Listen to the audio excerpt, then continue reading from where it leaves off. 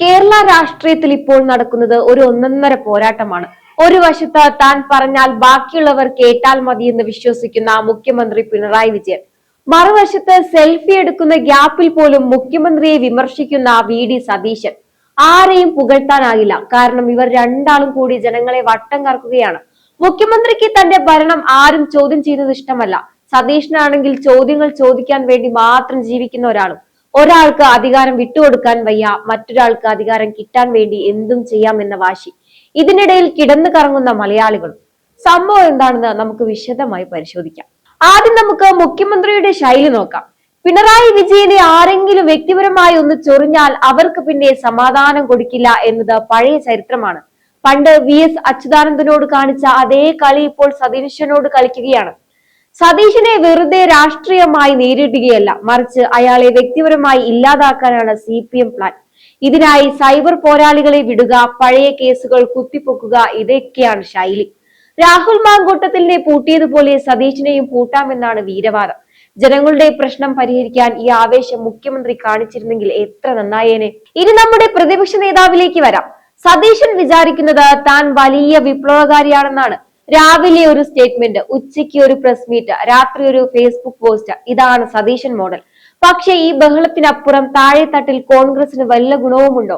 സമുദായ നേതാക്കളെ അനാവശ്യമായി ചൊറിഞ്ഞ് UDF-ന്റെ വോട്ട് ബാങ്ക് തകർക്കുന്ന കാര്യത്തിൽ സതീശൻ ഇപ്പോൾ ഡോക്ടറേറ്റ് എടുത്തിരിക്കുകയാണ്. വെള്ളാപ്പള്ളിയെ തോണ്ടി തോണ്ടി ഒടുവിൽ NSS-ഉം SNDP-യും കൈകോർത്ത് സതീശനെ അടിക്കാൻ റെഡിയായി നിൽക്കുകയാണ്. സതീശൻ അടിക്കുന്ന പലതും ഇപ്പോൾ സെൽഫ് ഗോൾ ആയിട്ടാണ് മാറുന്നത്. പറവൂരിൽ സതീശനെ പൂട്ടാൻ CPM വലിയ ബുദ്ധിയാണ് ഉപയോഗിക്കുന്നത്. CPI-യുടെ സീറ്റ് തട്ടിയെടുത്ത് CPM അവിടെ മത്സരിക്കാൻ നോക്കുകയാണ്. പക്ഷേ ഇതിലും വലിയ തമാശ കോൺഗ്രസിനുള്ളിലാണ്. സതീശനെ പുറത്ത് CPM-ഉം സമുദായ നേതാക്കളും തല്ലുമ്പോൾ അകത്ത് കോൺഗ്രസ് നേതാക്കൾ സൈഡിൽ ഇരുന്ന് ചിരിക്കുകയാണ്. ആരെങ്കിലും സതീശനെ പിന്തുണയ്ക്കാൻ വരുന്നുണ്ടോ? ഇല്ല. കാരണം എന്താണ്? സതീശനൊന്ന് വീണാൽ ആ കസേരയിൽ ഇരിക്കാൻ വരി നിൽക്കുന്ന കെ മുരളീധരനും ചെന്നിത്തലയും ഒക്കെ അവിടെയുണ്ട്. സതീശന്റെ ഈ അവസ്ഥ ശരിക്കും കഷ്ടം തന്നെയാണ്. CPM ഇപ്പോൾ പെട്ടെന്ന് ജമാഅത്തെ ഇസ്ലാമിക്കും ലീഗിനുമെതിരെ സംസാരിക്കുന്നത് ഭക്തി കൊണ്ടൊന്നുമല്ല. മുസ്ലിം വിരുദ്ധത പറഞ്ഞ് ഭൂരിപക്ഷ വോട്ടുകൾ പിടിക്കാമോ എന്ന പരീക്ഷണമാണ്. മുഖ്യമന്ത്രിയുടെ പുതിയ തന്ത്രമാണിത്.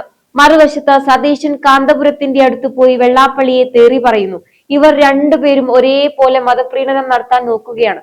വോട്ടിന് വേണ്ടി ആരുടെ കാല് പിടിക്കാനും ആരെയും ചീത്ത വിളിക്കാനും ഇവർക്ക് മടിയൊന്നുമില്ല. ആദർശമൊക്കെ പണ്ടുണ്ടായിരുന്നതാണ്. ഇപ്പോൾ അതൊക്കെ വെറും ഫോട്ടോയിൽ മാത്രം. അതുകൊണ്ട് പ്രിയപ്പെട്ടവരെ, സതീശന്റെ ഉരുളക്കുപ്പേരി മറുപടികളും പിണറായിയുടെ മാസ്റ്റർ പ്ലാനുകളും തമ്മിലുള്ള ഈ പോരാട്ടം വെറും ഒരു രാഷ്ട്രീയ നാടകം മാത്രമാണ്. സതീശൻ മുഖ്യമന്ത്രിയെ വിമർശിക്കുമ്പോൾ പിണറായി സതീശന്റെ കസേര തെറിപ്പിക്കാൻ നോക്കുന്നു. ഇരുവർക്കും ജനങ്ങളോടുള്ള പ്രതിബദ്ധതയേക്കാൾ വലുത് അധികാരത്തോടുള്ള പ്രതിബദ്ധതയാണ്. തിരഞ്ഞെടുപ്പ് അടുത്തതോടെ എല്ലാവരും ഓരോ തരം ലോട്ടറികളാണ് ഇറക്കുന്നത്. പിണറായി വിജയൻ സർക്കാർ പണ്ട് അടുപ്പം കാണിച്ചിരുന്ന പല സംഘടനകളെയും ഇപ്പോൾ തള്ളിപ്പറയുന്നു. കാരണം ഭൂരിപക്ഷ വോട്ടുകൾ ഉറപ്പിക്കണം. അതേസമയം സതീശൻ കാന്തപുരം മുസ്ലിയാരുടെ അടുത്ത് പോയി വെള്ളാപ്പള്ളിയെ വിമർശിക്കുന്നു. ഇവർ രണ്ടാളും ചെയ്യുന്നത് ഒരേ കാര്യമാണ്: സമുദായങ്ങളെ പ്രീണിപ്പിച്ച് വോട്ട് പിടിക്കുക. ഒരാൾ ഭൂരിപക്ഷത്തെ കൂടെ നിർത്താൻ നോക്കുന്നു, മറ്റൊരാൾ ന്യൂനപക്ഷത്തിന്റെ പിന്തുണ ഉറപ്പിക്കുന്നു. ഈ കളിയിൽ ജനങ്ങൾ വെറും കാഴ്ചക്കാർ മാത്രമാവുകയാണ്. ജനങ്ങളുടെ കാര്യങ്ങൾ പറയാൻ ഇരുവർക്കും സമയമില്ല. CPM ഇപ്പോൾ ജമാഅത്തെ ഇസ്ലാമിക്കെതിരെ തിരിഞ്ഞത് ഭക്തി കൊണ്ടല്ല, ഭൂരിപക്ഷ വോട്ടുകൾ കൊട്ടയിലാക്കാനാണ്. മറുവശത്ത് സതീശൻ കാന്തപുരത്തിന്റെ അടുത്ത് പോയി വെള്ളാപ്പള്ളിയെ തള്ളി പറയുകയാണ്. എല്ലാവരും വോട്ടിനു വേണ്ടി ആരെയും കെട്ടിപ്പിടിക്കും, ആരെയും തള്ളിപ്പറയും. ആദർശം എന്ന് പറയുന്നത് വെറും നിഘണ്ടുവിലെ വാക്ക് മാത്രമായി മാറുകയാണ്. സതീശനെ പൂട്ടാൻ നോക്കുന്ന പിണറായിയും പിണറായിയെ തളയ്ക്കാൻ നോക്കുന്ന സതീശനും, ഇവർക്കിടയിൽ കസേര സ്വപ്നം കാണുന്ന മറ്റു നേതാക്കളും. ഇതൊരു വലിയ തമാശ തന്നെയാണ്. ഇവിടെ ആരും വിശുദ്ധരല്ല, ആരും ജനങ്ങൾക്ക് വേണ്ടിയല്ല ഈ പോരാട്ടം നടത്തുന്നത്. ഇതിനിടയിലാണ് ഏറ്റവും വലിയ കോമഡി. വെള്ളാപ്പള്ളിയും സുകുമാരൻ നായരും ഇപ്പോൾ കെട്ടിപ്പിടിച്ചു നടക്കുകയാണ്. പണ്ട് സുകുമാരൻ നായരെ കണ്ടാൽ വെള്ളാപ്പള്ളിക്ക് ദേഷ്യമായിരുന്നു, തിരിച്ചും അങ്ങനെ തന്നെ. ഇപ്പോൾ സതീശനെ പൂട്ടാൻ ഇവർ ഒരുമിച്ചായി. സതീശൻ വിചാരിച്ചത് താൻ വലിയ സോഷ്യൽ എഞ്ചിനീയർ ആണെന്നാണ്. പക്ഷെ ഇത്തവണ എഞ്ചിനീയറിംഗ് പാളിപ്പോയി. സമുദായ നേതാക്കൾ സതീശനെ ആക്രമിക്കുമ്പോൾ കോൺഗ്രസിലെ മുതിർന്ന നേതാക്കൾ എവിടെയായിരുന്നു? എല്ലാവർക്കും പെട്ടെന്ന് ഓരോ പണിയുണ്ടായി. സതീശൻ ഒന്ന് വീണാൽ ആ കസേരയിൽ ഇരിക്കാൻ വരി നിൽക്കുന്ന എത്രയോ പേർ കോൺഗ്രസിലുണ്ട്. ഉമ്മൻചാണ്ടിക്കും ചെന്നിത്തലയ്ക്കും കിട്ടിയ ഗുഡ് സർട്ടിഫിക്കറ്റ് സതീശന് കിട്ടില്ലെന്ന് ഈ നേതാക്കൾ പരോക്ഷമായി പറഞ്ഞു വെക്കുകയാണ്.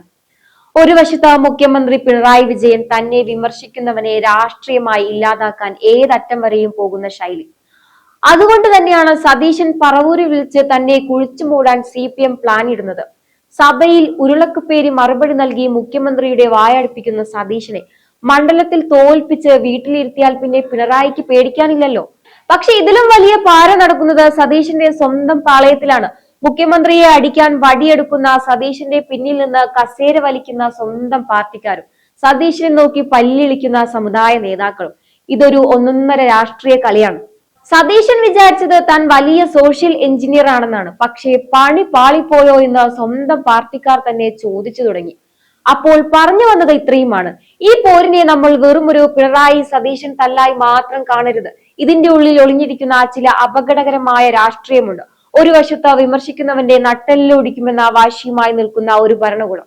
ഭരണപരമായ വീഴ്ചകൾ ചർച്ചയാകുമ്പോൾ ഉടനെ വികസന വിരോധിയെന്നോ അല്ലെങ്കിൽ പുതിയ പുതിയ കേസുകൾ ഉണ്ടാക്കി വായടപ്പിക്കുന്ന ശൈലി. ഇതിനെയാണോ നമ്മൾ ജനാധിപത്യം എന്ന് വിളിക്കേണ്ടത്? മുഖ്യമന്ത്രിയുടെ ഈ സ്കെച്ചുകൾ രീതി ശരിക്കും കേരളത്തിന് ഗുണമാണോ അതോ പേടി സ്വപ്നമാണോ എന്ന് നമ്മൾ ചിന്തിക്കണം. മറുവശത്ത് പ്രതിപക്ഷ നേതാവ് VD സതീശൻ. പിണറായിയെ പൂട്ടാൻ ഇറങ്ങിപ്പുറപ്പെട്ട സതീശൻ സ്വന്തം പാളയത്തിലെ പഴുതുകൾ കാണുന്നില്ല. സമുദായ നേതാക്കളെ അനാവശ്യമായി പ്രകോപിച്ചും സ്വന്തം സഹപ്രവർത്തകരെ വിശ്വാസത്തിലെടുക്കാതെയും സതീശൻ നടത്തുന്ന ഈ ഏകാംഗ പോരാട്ടം ആരെ സഹായിക്കാനാണ്? UDF അധികാരത്തിൽ വരുമെന്ന് സ്വപ്നം കാണുന്ന അണികൾക്ക് സതീശന്റെ എടുത്തുചാട്ടം വലിയ തിരിച്ചടിയാകുമോ എന്നാണ് രാഷ്ട്രീയ ലോകം ഉറ്റുനോക്കുന്നത്.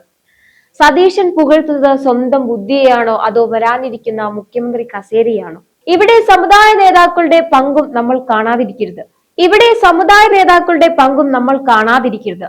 തങ്ങളുടെ ആവശ്യങ്ങൾ നടക്കാൻ വേണ്ടി ഏത് മുന്നണിയോടും ഏത് കാലത്തും ഒപ്പം ചേർന്ന് നിൽക്കുന്ന ഈ അവസരവാദ മനോഭാവം ജനാധിപത്യത്തിന് നല്ലതാണോ? ഇന്നലെ വരെ ശത്രുക്കളായിരുന്നവർ ഇന്ന് സതീശനെ പൂട്ടാൻ ഒന്നിക്കുമ്പോൾ അതിൽ ജനഹിതമുണ്ടോ അതോ വെറും വ്യക്തിവൈരാഗ്യം മാത്രമാണോ? ചുരുക്കത്തിൽ പിണറായി വിജയന്റെ കസേര സംരക്ഷിക്കാനുള്ള വാശിയും സതീശന്റെ കസേര പിടിക്കാനുള്ള ആവേശവും ഒരേ നാണയത്തിന്റെ രണ്ട് വശങ്ങളാണ്. ഇതിൽ ആരും ജനങ്ങൾക്ക് വേണ്ടിയല്ല സംസാരിക്കുന്നത്. സാധാരണക്കാരന്റെ കീശ കീറുന്ന വിലക്കയറ്റത്തെ കുറിച്ചോ മുട്ടിന് നടക്കുന്ന അഴിമതികളെ കുറിച്ചോ ചർച്ച ചെയ്യാതെ ആരുടെ വായടുപ്പിക്കും എന്നതിലാണ് ഈ രണ്ട് നേതാക്കൾക്കും താല്പര്യം. നമ്മൾ വോട്ടർമാർ വെറും കാഴ്ചക്കാർ മാത്രമല്ല, ഈ നാടകത്തിലെ ഇരകൾ കൂടിയാണ്. സതീശൻ തോൽക്കുമോ അതോ പിണറായി ജയിക്കുമോ എന്നതല്ല ഇവിടുത്തെ വിഷയം. നമ്മുടെ കേരളം എങ്ങോട്ട് പോകുന്നു എന്നതാണ്. അതുകൊണ്ട് പ്രിയപ്പെട്ട സുഹൃത്തുക്കളെ, ഈ നേതാക്കളുടെ വാക്കുകളിലോ അവർ ഉണ്ടാക്കുന്ന പുകമറകളിലോ വീഴരുത്. ആരെയും പുകഴ്ത്താനാകില്ല, ആരെയും കണ്ണടച്ച് വിശ്വസിക്കാനുമാവില്ല. കാരണം അധികാരം കിട്ടിക്കഴിഞ്ഞാൽ ഇവർ എല്ലാവരും ഒന്നാണ്. നിങ്ങളെ പറ്റിച്ച് വോട്ട് വാങ്ങാൻ ഇനിയും ഇവർ പുതിയ തന്ത്രങ്ങളുമായി വരും. എന്തായാലും ഈ ഒരു വിഷയത്തെക്കുറിച്ചുള്ള നിങ്ങളുടെ അഭിപ്രായങ്ങൾ കമന്റ് ബോക്സിൽ രേഖപ്പെടുത്തുക. മറ്റൊരു വിഷയമായി വീണ്ടും കാണാം. നന്ദി.